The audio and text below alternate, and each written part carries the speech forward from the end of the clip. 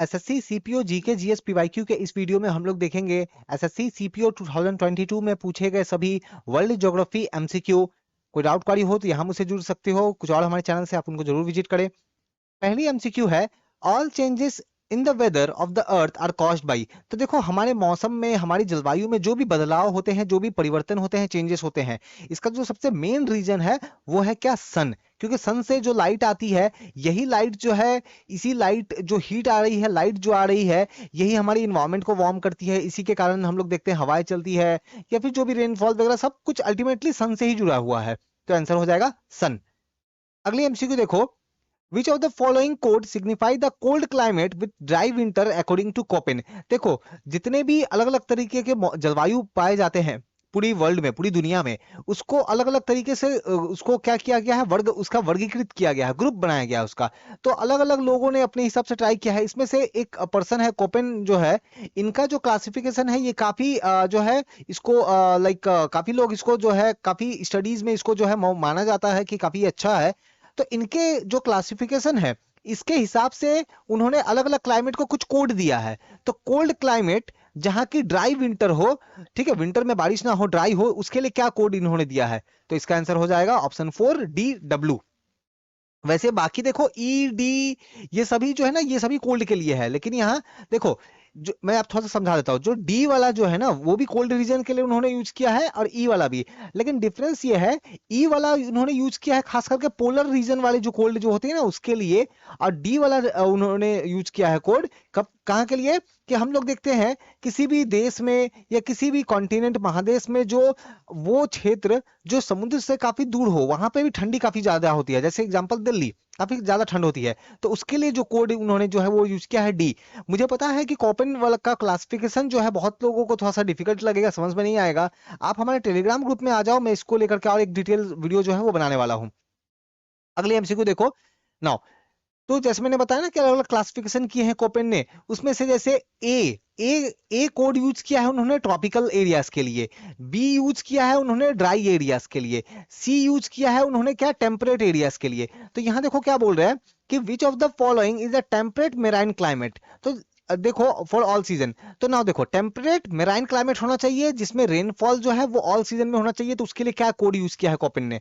तो मैंने बताया ना, देखो यहाँ पे टेम्परेट बोल रहे हैं ना, टेम्परेट के लिए कौन सा यूज हो रहा है? सी। तो यहाँ पे तो ये वाला तो होगा नहीं, क्योंकि ए वाला तो ट्रॉपिकल के लिए है। अब बी वाला जो है, यहाँ सामने का जो बी जो है उसको देखो, वो तो ड्राई के लिए है। तो आंसर हो जाएगा हमारा option 4 C, C F B. ठीक है, अगले एमसीक्यू देखो, moon complete that rotation on its axis as it completes one revolution around the earth. तो हम लोग ये देखते हैं कि जैसे अर्थ है, अर्थ के सराउंडिंग जो मून का जो रोटेशन रेवोल्यूशन जो चल रहा है, इसके लिए जो टाइम लगता है वो है 27.3 डेज, 27 पॉइंट अप्रोक्स ये है 0.3 डेज। ठीक है, लेकिन एक चीज इंपॉर्टेंट यहाँ ये है कि जैसे ही मून अपना कंप्लीट करके एक रोटेशन करके अपनी जगह पे जब आता है ना, तो हम लोग वहां पे देखते हैं कि 27.3 डेज तो हो गया, लेकिन वो जो टाइम जो है ना तब तक के लिए अर्थ थोड़ा आगे चला जाता है। क्यों? क्योंकि हमें पता है कि अर्थ भी रोटेट कर रहा है, तो अर्थ के सामने में आने में उसे एक्स्ट्रा 2 दिन और जो है वो ट्रेवल करना पड़ता है, लगभग 2 दिन। तो अगर आपसे ये पूछा जाए कि बताओ एक न्यू मून और फुल मून है ना, फुल मून, न्यू मून मतलब अमावस्या और फुल मून मतलब पूर्णिमा, इसके लिए कितना टाइम लगता है? ये जो न्यू मून फुल मून ये होने के लिए तो 29.5 डेज के आसपास का समय लगता है। तो रफली इन दोनों चीजों को हम लोग ये बोल सकते हैं कि रफली 1 महीने का समय लगता है। तो यहाँ पे आंसर हो जाएगा 1। अगली एमसीक्यू देख लो। अगली एमसीक्यू है हमारे प्लेट टेक्टोनिक्स के बारे में। देखो हमारा जो अर्थ है ना, हमारा अर्थ जो है वो बहुत सारे प्लेटों से बना हुआ है। ठीक है, बहुत सारी जो प्लेटें जो है वो तैर रही है। अब हमें पता है ना कि अर्थ का हम लोग जो है अलग अलग लेयर की बात करते हैं। सबसे पहले क्रस्ट हम लोग देखते हैं, उसके नीचे मेंटल आता है और फिर जाके कोर आता है। ठीक है, अब एक चीज बात रखना, ये पहले ये दो टर्म थोड़ा सा समझ लो, एक है एस्थेनोस्फीयर और दूसरा एक और टर्म क्या है, लिथोस्फीयर क्या है। मेंटल वाला जो लेयर है, ठीक है, मेंटल वाला जो लेयर है, इसका ऊपरी वाला भाग, मेंटल जो परत जो है इसका ऊपरी वाला जो भाग है, ये है तो सॉलिड, ठीक है, लेकिन ये फ्लो होता है, ये फ्लो होता है प्लास्टिक की तरह। तो ये है तो सॉलिड लेकिन ये फ्लो होता है, तो इस भाग को ही क्या बोलते हैं? एस्थिनोस्फीयर। ठीक है, तो ये कुछ ऐसा आप समझो कि हल्का सा जैसे गीली मिट्टी जैसी होती है ना जो फ्लो कर सकती है, कुछ वैसे ही तरह का ये होता है। ठीक है, जो फ्लो कर सकती है। अब एक और बात याद रखना है, तो इसको तो एस्थेनोस्फीयर कहा, अब इसके ऊपर क्या है? क्रस्ट है। ये एस्थेनोस्फीयर के ऊपर में क्या है, क्रस्ट है, और मेंटल का ऊपर में भी थोड़ा बहुत सॉलिड वाला पार्ट है। तो क्रस्ट और सॉलिड वाला पार्ट ये मिला करके इसको क्या बोलते हैं, तो इसको बोलते हैं लिथोस्फीयर। ठीक है, तो लिथोस्फीयर क्या है कि हमारे पृथ्वी का जो ऊपरी जो सॉलिड वाला पार्ट है वो हो गया लिथोस्फीयर। मेंटल का जो ऊपरी वाला जो थोड़ा सा फ्लूइड जैसा जो बिहेव करता है वो हो गया एस्थेनोस्फीयर। फ्लूइड मतलब तरल की तरह जो बिहेव करता है लेकिन है सॉलिड। ठीक है, तो वो एस्थेनोस्फीयर है। और इसी एस्थेनोस्फीयर के ऊपर में काफी सारे प्लेटें जो है वो तैरती रहती है। ठीक है, तो टोटल ऐसे 7 बड़े बड़े प्लेट हैं। तो मेजर, उनको मेजर प्लेट बोलते हैं। तो 7 मेजर प्लेट कितने हैं, मेजर वाले बड़े बड़े प्लेट कितने हैं, 7। इसके अलावा काफी सारे छोटे छोटे प्लेट्स भी हैं, काफी सारे छोटे छोटे प्लेट्स भी हैं। ठीक है, तो यहाँ जो स्टेटमेंट दिया है आपको करेक्ट बताना है। तो करेक्ट वाला टू स्टेटमेंट जो होगा, देखो क्या लिखा है कि प्लेट टेक्टोनिक थ्योरी के हिसाब से अर्थ का जो लिथोस्फीयर जो है, अर्थ का जो लिथोस्फीयर जो है ये छोटे छोटे टुकड़ों में टूटा हुआ है, जिसमें से टोटल 7 मेजर प्लेट्स है और बाकी कुछ माइनर प्लेट्स है। तो बिल्कुल सही बात है ये। ठीक है, टेक्टोनिक प्लेट जो है ये क्या बोला, रेगुलरली शेप्ड है। क्या रेगुलरली शेप है, जो प्लेट की साइज है वो कैसा है, तो कुछ भी रफली शेप का है, तो रेगुलर शेप नहीं है वो। ठीक है, और जैसे यहाँ पे देखो, यहाँ पे क्या बोला है, प्लेट मूव वर्टिकली। प्लेट्स जो है ना वो वर्टिकली एस्ट्रोनोस्फीयर के ऊपर में तैरते हैं। तो तैरते हैं तो कैसे, हॉरिजॉन्टली ना, हॉरिजॉन्टली तैरेंगे। ठीक है, और हम लोग देखेंगे टेक्टोनिक प्लेट जो है composed of only continental lithosphere नहीं, टेक्टोनिक प्लेट जो है हमें जमीन के ऊपर में भी मिलेगा और ओशन समुद्र के नीचे भी मिलेगा। तो यानी कि कॉन्टिनेंटल लिथोस्फीयर हो या फिर ओशनिक लिथोस्फीयर हो, है ना, जो समुद्र की जो गहराई की जो समुद्र का जो सतह जो वाली जो परत जो है वो भी है, वो भी आपकी टेक्टोनिक प्लेट में ही आती है। ठीक है, अगली एमसीक्यू देख लेते हैं। What is the percentage of earth water in the press. देखो अर्थ में जितना भी वाटर है ना, इसको आप डिवाइड कर लो। तो आप डिवाइड कर लोगे तो यहाँ पे आपको फ्रेश वाटर जो है ये मिलेगा 2.7%। अब बाकी का अप्रोक्स आप यहाँ पे देखो, अगर बहुत जगह पे ना इसको 3% बोल देते हैं। ठीक है, अब बाकी का बाकी का जो परसेंटेज बच गया लगभग 97% के आसपास, ये कौन सा वाला है, ये ओशन समुद्र वाला है।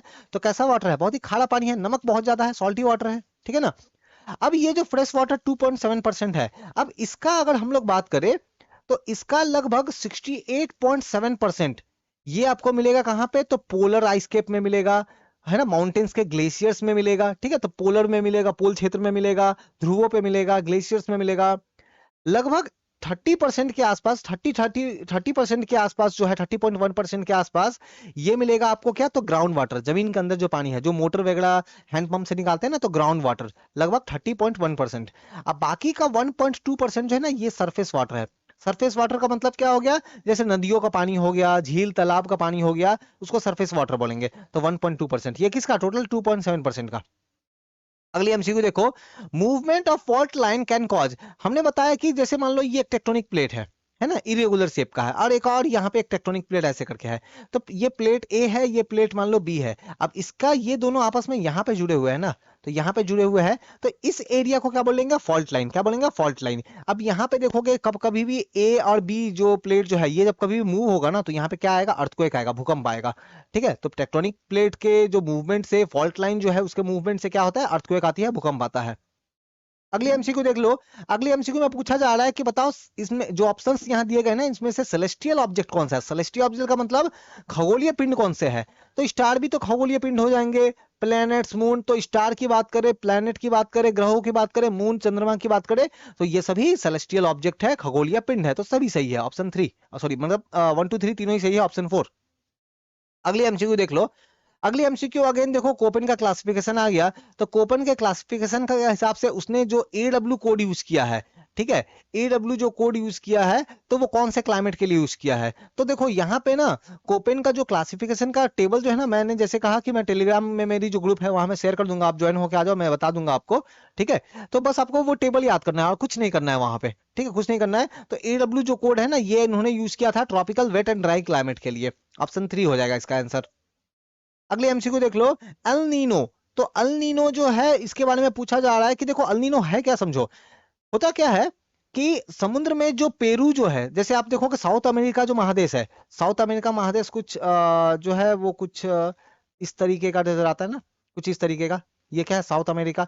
अब साउथ अमेरिका, और यहाँ पे साउथ अमेरिका महादेश है, और यहाँ पे आप देखोगे तो यहाँ पे क्या है, प्रशांत महासागर। यहाँ पे बड़ी सी प्रशांत महासागर है, पैसिफिक ओशन है। अब फिर उसके बाद में यहाँ पे आपको जापान वगैरह ये सब मिलेगा, है ना, जापान, और फिर बाद में जाकर के इंडिया वगैरह इधर में है। तो आप देखोगे कि साउथ अमेरिका का ये जो साउथ अमेरिका और यहाँ पे जो प्रशांत महासागर है, पैसिफिक ओशन है, इसके ये वाले क्षेत्र पे, मतलब साउथ अमेरिका का आप देखोगे तो कौन सा पार्ट है, ये वेस्टर्न वाला पार्ट हो जाएगा ना। तो वेस्टर्न पार्ट में देखोगे यहाँ पे पानी जो है ना वो गर्म हो जाती है, ठीक है, पानी गर्म हो जाती है। तो समुद्र का पानी जो है वो गर्म हो जाता है। इसका प्रभाव ये पड़ेगा कि आप ये देखोगे कि साउथ अमेरिका में जो कंट्रीज जो है, यहाँ बहुत बारिश होगी, यहाँ बहुत बारिश होगी, ठीक है, बाढ़ भी आएगा, ठीक है, फ्लड आएगा। लेकिन इसका ठीक ऑपोजिट इफेक्ट मिलेगा ये इस तरफ में।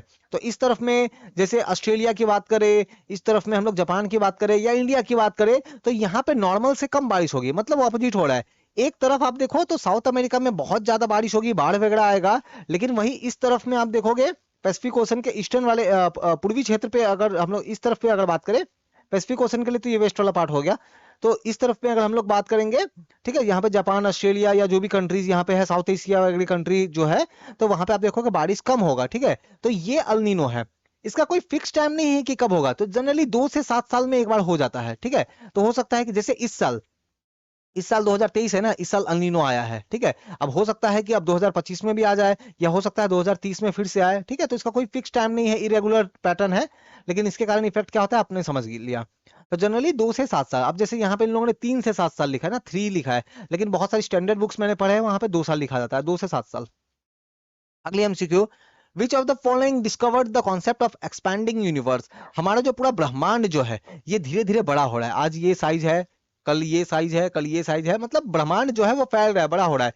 किसने कहा ये कॉन्सेप्ट किन्होंने दिया? तो ये कॉन्सेप्ट दिया एडविन हबल ने। एडविन हबल ने, इनके नाम पे ही एक जो है वो टेलीस्कोप है ना, हबल टेलीस्कोप, बहुत फेमस है। अगली एमसीक्यू देख लो। अगली एमसीक्यू है, आपको ये बताना है which of the following characteristics is not correct about the tropical evergreen forest. तो आप देखो खास करके जो भूमध्य रेखा वाला जो एरिया है ना, 0 डिग्री है ना, 0 डिग्री जिसको इक्वेटर बोलते हैं, भूमध्य रेखा बोलते हैं या विषुवतीय रेखा बोलते हैं, तो उसके आसपास देखोगे बहुत बारिश होती है, बहुत रेनफॉल होती है, ठीक है। वहां पे देखोगे रेनफॉल 200 तो नॉर्मल है, एकदम 200 सेंटीमीटर होना तो नॉर्मल है, कहीं का 300 400, ठीक है। कुछ ऐसे एरिया भी है जहाँ 500 भी हो जाएंगे, मतलब बहुत बारिश होती है वहां पे, ठीक है। तो वहां पे आपको मिलेंगे ये ट्रॉपिकल एवरग्रीन फॉरेस्ट, मेनली वहां मिलेंगे, कुछ दूसरे एरिया में भी मिलेंगे बट मेनली वहां मिलेंगे। तो यहाँ पे देखो स्टेटमेंट 3 में तो बोल रहा है कि देखो कि ये ऐसे एरिया में मिलता है जहां पे बारिश 100 सेंटीमीटर होती है। नहीं, गलत। बारिश जो है वो 200, कम से कम 200 तो होना तय है ना, उससे ज्यादा ही होता है, कम नहीं होता है, ठीक है। तो इसीलिए स्टेटमेंट 3 गलत हो जाएगा। अब बाकी इनके बारे में जो देखो लिखा है कि यहाँ पे जो आपको प्लांट मिलेंगे ना, जो पेड़ मिलेंगे, बहुत ऊंचे ऊंचे जो है प्लांट मिलेंगे, उनकी ऊंचाई जो है 60 मीटर तक पहुंच जाती है। तो ये बिल्कुल सही स्टेटमेंट है। अब क्योंकि यहाँ पे लगातार बारिश होती है तो बहुत ही ह्यूमिड एरिया है, वार्म एरिया है। वार्म एरिया क्यों? क्योंकि इक्वेटर के नजदीक है, तो 0 डिग्री। ओके।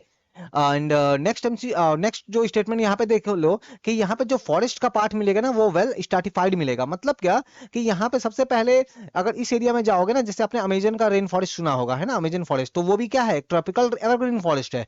तो वहां आप जाओगे तो सबसे पहले आप देखोगे कि जमीन पे बहुत सारे क्रीपर्स है ना, जो रेंगने वाले जो प्लांट्स वगैरह है ना वो मिलेंगे। फिर कुछ प्लांट आपको मिलेंगे, मान लो जनरली उनकी हाइट जो है वो 10 मीटर के आसपास है। फिर कुछ प्लांट ऐसे मिलेंगे उनकी हाइट जो है आप देखोगे 40 मीटर है। फिर कुछ प्लांट ऐसे मिलेंगे कि जहां पे उनकी हाइट 60 मीटर जा रही है। मतलब आपको एकदम सीरी जैसा नजर आएगा, है ना, स्टेयर्स जैसा नजर आएगा। तो प्रॉपर स्ट्रैटिफाइड होता है वहां पे। अगली एमसीक्यू देख लेते हैं।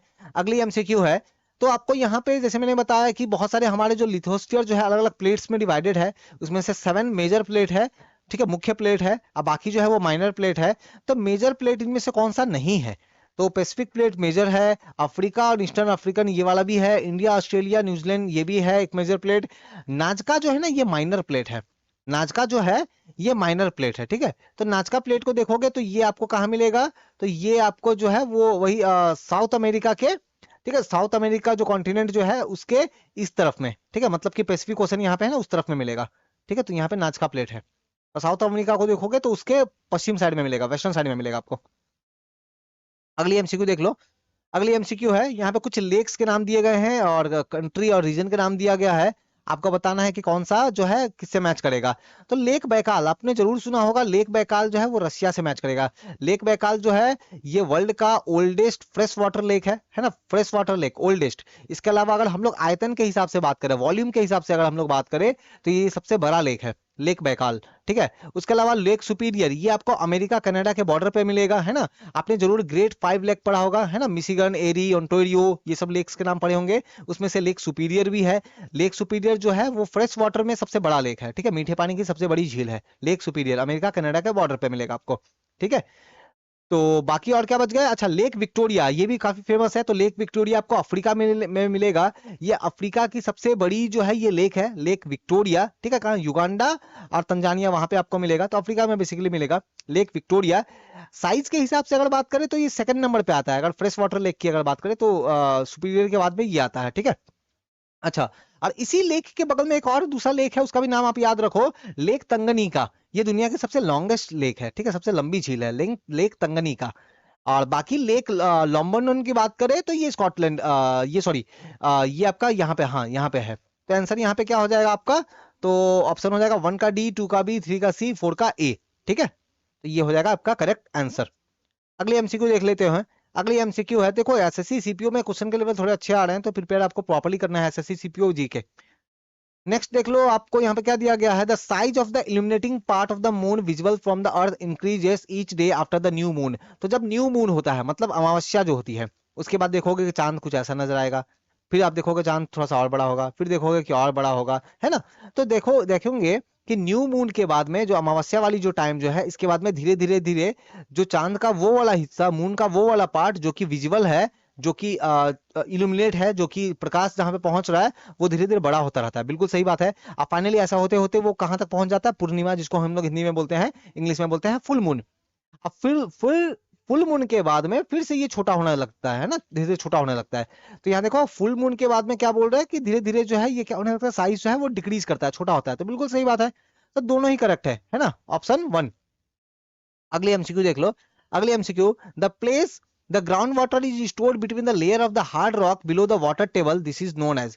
तो देखेंगे कि जैसे मान लो ये हमारी जमीन है, ठीक है ना। और फिर हमारी जमीन के अंदर में देखो, पहले तो यहाँ पे नॉर्मल से कुछ सैंड वगैरह जो है, बालू पत्थर वगैरह जो भी है वो मिलेगी। फिर धीरे धीरे पत्थर वगैरह का साइज जो है वो बड़ा होता जाएगा, ठीक है। आप फाइनली देखेंगे काफी अंदर में जाके पत्थर की साइज जो है वो काफी बड़ी बड़ी हो जाती है, ठीक है, बड़ी बड़ी हो जाती है ना। अब बारिश का पानी जो है वो जब बारिश जब यहाँ पे होगा तो क्या होगा, वो पानी जो है वो अंदर जाकर के यहाँ पे क्या होगा, जमा हो जाएगा, यहाँ पे जाकर के जमा हो जाएगा। तो और नीचे नहीं जा रहा, क्यों, क्योंकि यहाँ पे जो स्टोन्स ने उनको ब्लॉक कर दिया, ठीक है। तो ये जो पानी जो जमी हुई है जमीन के अंदर, इसको क्या बोलते हैं, इसको बोलते हैं एक्यूफर, है ना, क्या बोलते हैं, एक्यूफर, जल भृत। अगली एमसीक्यू देखो। अगली एमसीक्यू है, आपको ये बताना है कि इनमें से कौन से रीजन में आपको जो है क्या मिलेगा। तो आपको देखो, which of following region have long cold winter, तो लंबी जो है लंबा होगा, और विंटर भी काफी कोल्ड होगा, बहुत ही ज्यादा जो है विंड फ्लो होगी। और टेम्परेचर, एवरेज टेम्परेचर की अगर बात करें तो 6 से लेकर के 10 महीने तक जो है वो क्या होगा, 0 डिग्री से भी कम होगा। तो ऐसा तो कहाँ होता है, टुंड्रा में ना, टुंड्रा रीजन में। टुंड्रा रीजन में आप जाओगे तो लगभग आपके 6 से 8 महीने, इवन 10 महीने तक जो है टेम्परेचर 0 के नीचे है ना, 20 डिग्री, -20 डिग्री, -10 डिग्री, -30 डिग्री, ऐसा रहेगा, ठीक है। और साल के बहुत कम नहीं टाइम में, मतलब 1 से 2 महीना टाइम में ही वहां पे क्या होगा, समर होगा। वो समर भी नाम का, ठीक है। समर का मतलब यह है कि 5 डिग्री, समर का मतलब है कि 10 डिग्री, तो उसको आप समर बोलो या फिर आप विंटर बोलो, बात एक ही है। तो बस नाम का समर, ठीक है, नॉर्मली वो विंटर लाइक ही है। तो टुंड्रा। अगली एमसीक्यू देख लेते हैं, जेट स्ट्रीम। तो जेट स्ट्रीम जो कि इंडिया के ऊपर से फ्लो होता है, तो इसकी कितनी ऊंचाई पे ये फ्लो होता है, ठीक है। तो जेट स्ट्रीम, तो हम लोग ये देखते हैं कि जेट स्ट्रीम जो इंडिया के ऊपर में जो फ्लो होता है, ये लगभग लगभग 9 से लेकर के 13 किलोमीटर की ऊंचाई के आसपास तक फ्लो होता है जेट स्ट्रीम। तो आपको ये याद रखना है, ये एक तरह की हवा है, एक तरह की पवन है, ठीक है। अगली एमसीक्यू देखो। अगली एमसीक्यू है, आपको बताना है कोल्ड स्नो फॉरेस्ट क्लाइमेट कहां पे मिलेगा, ठीक है। तो cold snow forest climate is found largely in the continent region of northern hemisphere. तो नॉर्दर्न हेमिस्फीयर में, उत्तरी गोलार्ध में, तो इस तरह की जो आपको कोल्ड स्नो फॉरेस्ट जो है वो कहाँ मिलेगी, ठीक है। तो यहाँ पे आप ऑप्शंस को आप अगर ध्यान से देखो, 15 से 20 डिग्री ये तो एकदम इक्वेटर के पास हो गया, तो वहां पे क्या कोल्ड स्नो फॉरेस्ट, स्नो के साथ फॉरेस्ट वैसा कुछ मिलेगा, तो बिल्कुल नहीं। तो ऑप्शन 4 काट दो। ये 30 to 50 देख लो, ये तो लगभग वही रीजन है ना जहां पे इंडिया है। तो यहाँ पे आपको मिलता है क्या कोल्ड स्नो फॉरेस्ट एकदम, ठीक है। हाइट के कारण बात नहीं हो रही, यहाँ पे लैटिट्यूड के कारण बात हो रही है, अक्षांश के कारण बात हो रही है। तो अक्षांश रेखा के कारण क्या कहीं यहाँ पे आपको कोल्ड स्नो फॉरेस्ट वगैरह ऐसा देखने को मिलता है, नहीं, ऐसा नहीं मिलता। तो ये भी नहीं होगा। ऑप्शन 3 को देखो, तो 80 से 110 डिग्री, हमें पता है कि इक्वेटर 0 डिग्री पे है, 90 डिग्री पे पोल है, नीचे भी 90 डिग्री पे पोल है। तो 110 डिग्री जैसा तो कुछ होता ही नहीं है, तो ये वाला भी तो नहीं होगा। तब बच गया क्या, ऑप्शन 1, 40 से 70।